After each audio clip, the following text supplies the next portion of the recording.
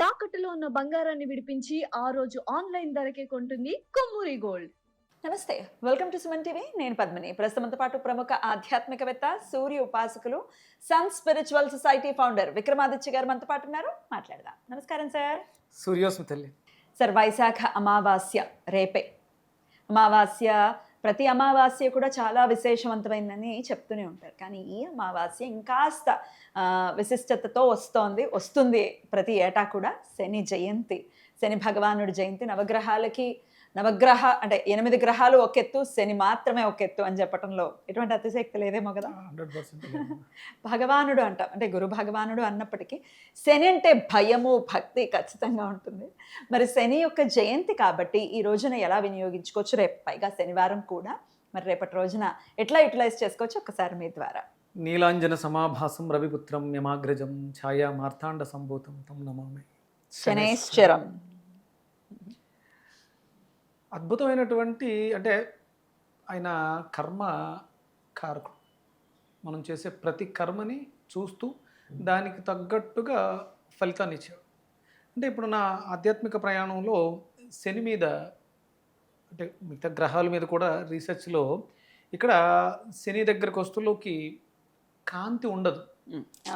సూర్యుడి దగ్గర విపరీతమైనటువంటి కాంతి ఉంటుంది. ఎక్కడైతే కాంతి ఉంటుందో అక్కడ ఉష్ణం ఉంటుంది. ఇక్కడ కాంతి ఉండదు, ఉష్ణం ఉండదు, అందుకని శీతలంగా ఉంటుంది. చాలా దూరంగా కూడా ఉంటాడు. వెస్ట్రన్ పాశ్చాత్య దేశాలకి ఆధిపత్యాన్ని వహిస్తూ ఉంటాడు. అంటే చీకటి, డార్క్నెస్. ఓకే. అంటే సహజంగా శనికి మనం ఇచ్చే హౌస్ 8th హౌస్, 8వ ఇల్లు. ఇక్కడ జ్యోతిష్ శాస్త్రంలో మనం తీసుకుంటే 8వ ఇల్లు ఎవరిది? వృశ్చిక రాశి. 8th హౌస్ డార్క్నెస్, అంటే నిగూఢ రహస్యాలు.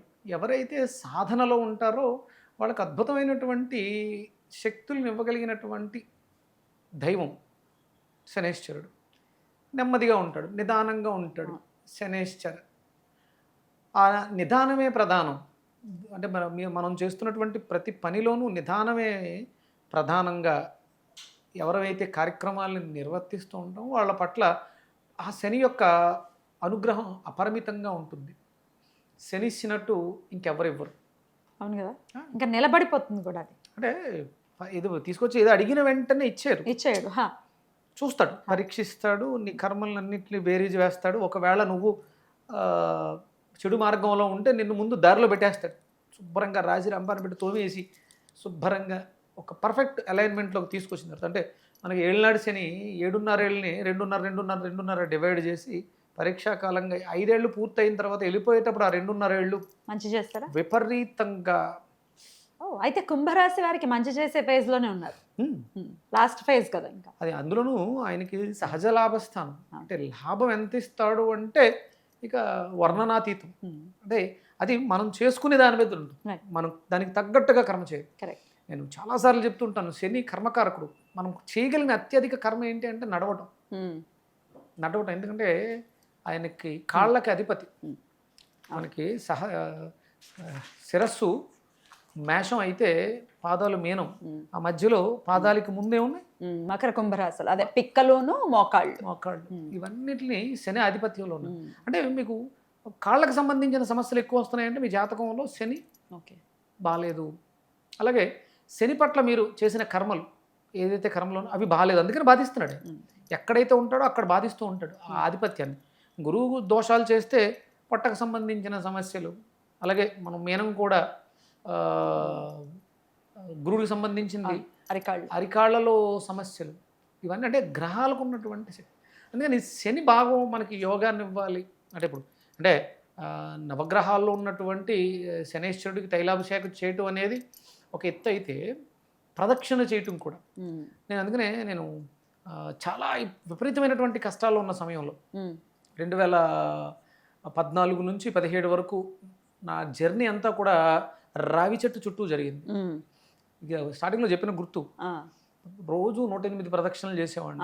హనుమంతుడికి కూడా చేసేవారు.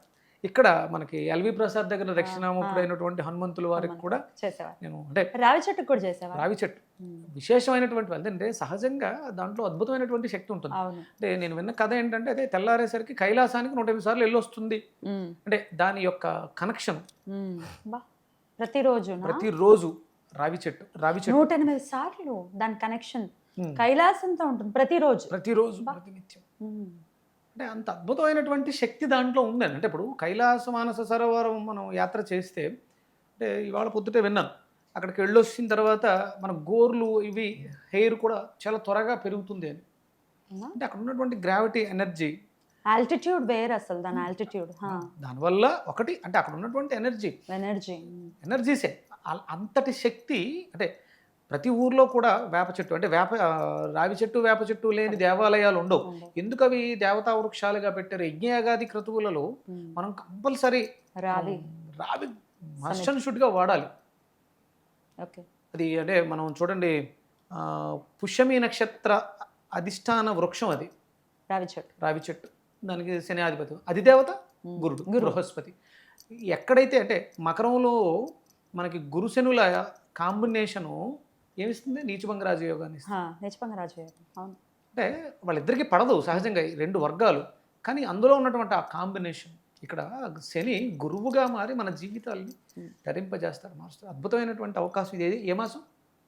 వైశాఖ మాసం వచ్చేటువంటి జ్యేష్ఠ మాసం, అధిక జ్యేష్ఠ మాసం.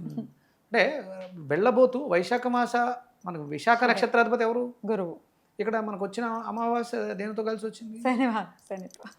అంటే మీరు ఏదైనా బాగా ఇబ్బంది పడుతున్నారు అనుకుంటే, నిన్న మొన్న కొన్ని స్టడీ చేశా, 365 రోజులు సంవత్సరం క్యాలెండర్లో మనకి సోమవారాలు ఎన్ని వస్తాయి? వస్తాయి ఒక 52 వారాలు ఏమో వస్తాయి. మంగళవారాలు. కానీ ఏ సోమవారము మరలా వచ్చే సోమవారంతో మ్యాచ్ అవ్వదు. Different energies. ప్రతి సోమవారం నిన్నటి సోమవారంలా ఉండదు. అంటే వైశాఖ మాసంలో శుక్లపక్షంలో వచ్చే సోమవారం ఒకలా ఉంటుంది, కృష్ణపక్షంలో వచ్చే సోమవారం ఒకలా ఉంటుంది, అదే జ్యేష్ఠ మాసంలో వచ్చే సోమవారం ఒకలా ఉంటుంది, అందులో శుక్లపక్షంలో వచ్చే సోమవారం. అంటే అన్ని సోమవారాలే, కానీ ప్రతి సోమవారానికి ఒక వైవిధ్యం ఉంది. అలా ఇక్కడ మనకి వైశాఖ మాసంలో అమావాస్య, శని అమావాస్య అద్భుతమైనటువంటి ఫలితాలను ఇస్తుంది. ఇది ఏ సంవత్సరం? పరాభావన మాసం.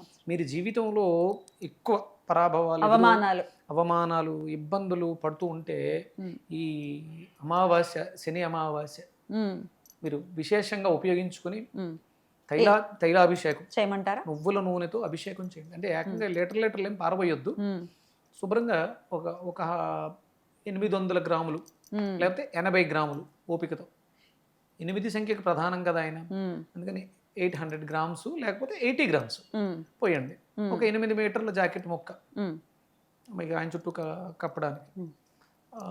ఉప్పు ఆయన పాదాల దగ్గర ఉప్పు వేసి, అంటే దాన్ని మీరు చేతితో వేస్తూ ఉంటే మీలో ఉన్నటువంటి ఆ నెగిటివ్ని, సాధారణంగా ఉప్పు చేతితో ఎవరో తీసుకోరు. ఇక్కడ మనం భగవంతుడికి శని దగ్గర ఒకటిని, సుబ్రహ్మణ్యుడి దగ్గర ఒకటిని ఉప్పు సమర్పిస్తాం. అంటే మనలో ఉన్న శక్తిని నెగిటివ్ని స్వీకరించే శక్తి ఉప్పుకుంది. అది స్వీకరించే శక్తి వాళ్ళిద్దరికి మాత్రమే ఉంది. అందుకని శని పాదాల దగ్గర వేస్తాం, శనిశ్వరుడి దగ్గర. మీరు నవగ్రహాల దగ్గర ఇదేసి దాని చుట్టూ ఓపిక, యథాశక్తి ప్రదక్షిణాలు చేయటం, శని మంత్రం చదువుకోవటం. ఇంకా అవకాశం ఉంది. దశరథ కృత శని స్తోత్రం ఉంటుంది, అది చాలా పవర్ఫుల్. అంటే అది చదువుతుంటే దాంట్లో ఉన్న అర్థం తెలియాలి, అలా చదవాలి. ఏదో కంఠస్థ పట్టేసి వల్లె వేయటం కాదు. మనం చేసే ప్రతి పనిని క్రమశిక్షణతో గమనించగలిగితే అద్భుతమైనటువంటి ఫలితాలు శనిస్తాడు. దశరథ కృత చాలా పెద్దది కాబట్టి ఏదైనా సింప్లిఫైడ్ గా ఏదైనా చెప్తారా ప్రేక్షకులు చేసుకో? దశరథ కాదు, పాండురాజు కృత అనుకుంటా. దశరథ కృత కూడా ఉంది, అంటే 2-3 శ్లోకాలు ఉంటాయి. పని చేద్దాం, సింపుల్గా చెప్దాం. ఓం ప్రాం ప్రీం ప్రౌం సహ శనేశ్వరాయ నమః. ఓం ప్రాం ప్రీం ప్రౌం సహ శనేశ్వరాయ నమః. ఎన్నిసార్లు ఏమంటారు? 108. ఓపిక ఉంది 1008 సరిపోతుంది. అద్భుతం సార్. ఈ ఇబ్బందుల నుంచి బయటపడాలి, అలాగే నడవడికలో కూడా మార్పు వస్తే డెఫినెట్ గా ఆయన అనుగ్రహం అనేది ఇంకేం చేసినా చేయకపోయినా అనుగ్రహం మాత్రం. నడక సరిగా రావట్లేదు, నడుస్తుంటే పడిపోతున్నారు, ఏం చేస్తారు? ఒక కర్ర ఇస్తారు, ఊతంగా ఇచ్చి ప్రాక్టీస్ చేస్తారు. నడకొచ్చేస్తుంది. మొదలు పెట్టండి. నడక బాగాలేదు, మన నడవడిక బాగాలేదు కాబట్టి నడక బాగాలేదు. నడవడికని మార్చేసుకుంటే అన్నీ బాగుంటాయి, అన్నీ మారిపోతాయి.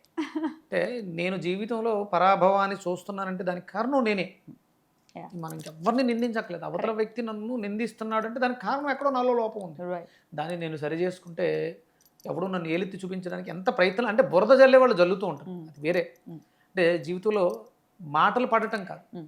మీరు చేస్తున్నటువంటి కార్యాలలో అపజయాన్ని చూడటం. అవతల వాడికి అవకాశం ఇచ్చింది, నువ్వు ఎదుగుతూ ఉంటావు. అంటే నీ వెనక నువ్వు ఓడిపోతూ ఉంటే నవ్వుతూ ఉంటారు వేరే, నువ్వు ఎదుగుతూ ఉన్నా ఏడుస్తూ ఉంటారు, కరెక్ట్. రెండు వాళ్ళే ఉంటారు. కానీ నీ ఎదుగుదల వాడి ఏడుపు నీకు వినబడనంత దూరం ఎదిగిపోతుంది. చాలా బాగుంది. అలాగే వెళ్ళాలి మన వాళ్ళని మనస్ఫూర్తిగా కోరుకుంటూ చాలా చక్కగా తెలియజేశారు. మరుసటి రోజు నుంచే అధిక జ్యేష్ఠ మాసం మొదలవుతోంది. అధిక మాసం అంటేనే చాలా దానికి బోల్డంత ఎక్కువ ఫలితం ఉంటుంది, మనం ఏం చేసినా అనేది వింటూ ఉంటాం. అధికస్య అధిక ఫలం. మరి అధిక మాసంలో వినియోగించవలసినటువంటి వెజిటబుల్ గురించి నెక్స్ట్ వీడియోలో మీరు చెప్తే తెలుసుకుంటాను సార్. తప్పకుండా తల్లి. Thank you sir. నమస్తే. సూర్యోస్. జై శ్రీరామ్. జై శ్రీరామ్.